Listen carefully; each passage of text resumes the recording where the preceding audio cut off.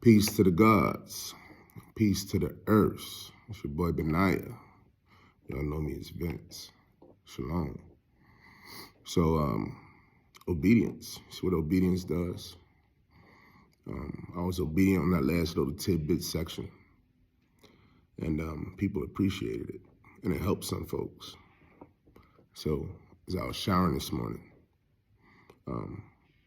it was told on me. Talk about something else, another tidbit, and that is the sound of God. We always talk about that. God loves a sound.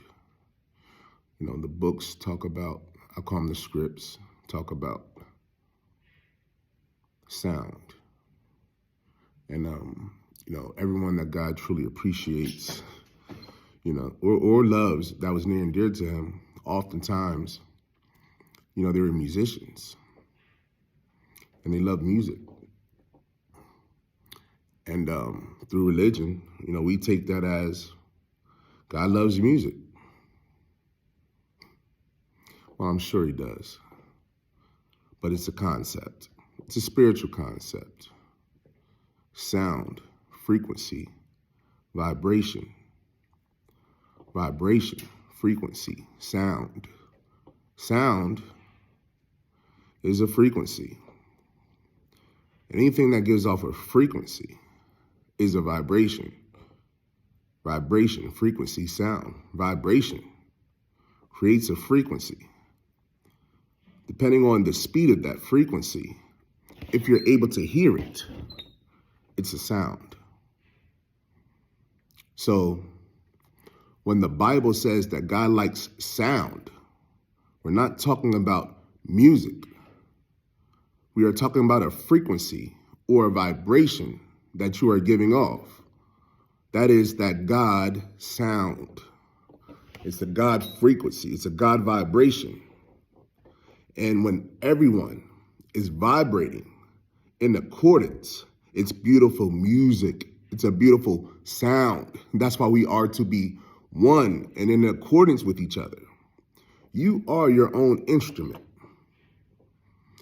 You don't necessarily have to go get a piano, or people are, you know, in the church for 40 minutes trying to look for the sound of God. The sound of God is the frequency that you're giving off, the vibration that you're giving off. It's a sound to his ears. He is looking for that sound, for that frequency, for that vibration upon his return. So now let's go to what is the sound of God. One thing that we can start with that creates your vibration, that creates your frequency, that creates your sound.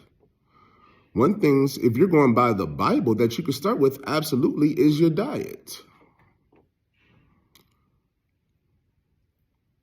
So much so that he gives you things or rules or commandments to follow that will give you a different frequency, that give you a different vibration, a different sound, that if you eat this way, your vibration changes, your frequency changes, you are eating on a higher level. And if you choose not to, it's a free will. That's on you. But understand that you are giving off a sound. And is it the sound of God? Does he like your music? We take the Bible, or we take these books, and oftentimes we make them 1,000% on believing if they're true. Truth has nothing to do with the message. One of the greatest stories ever conveyed to me was the Three Little Bears, Goldilocks and the Three Little Bears. That story communicates a greater concept.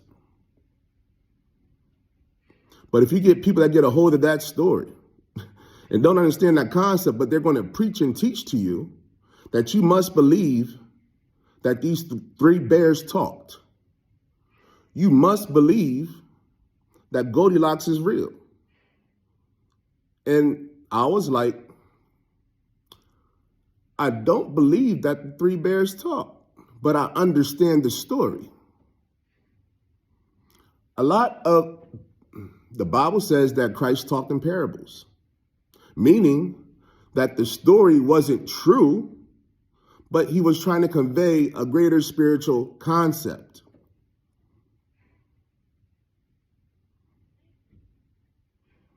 So when we are tortured, as in King Saul was tortured, and David played the music, it soothed his demons.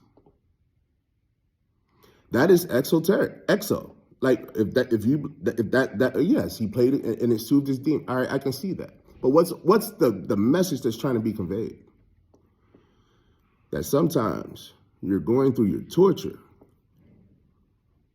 because your sound is not delectable. Sound, frequency, vibration, frequency, sound. Are you a musician? And what music are you giving off? Is it sweet music to his ears? What's your frequency? What's your vibration? Is it God level? Can you join that universal choir? Peace.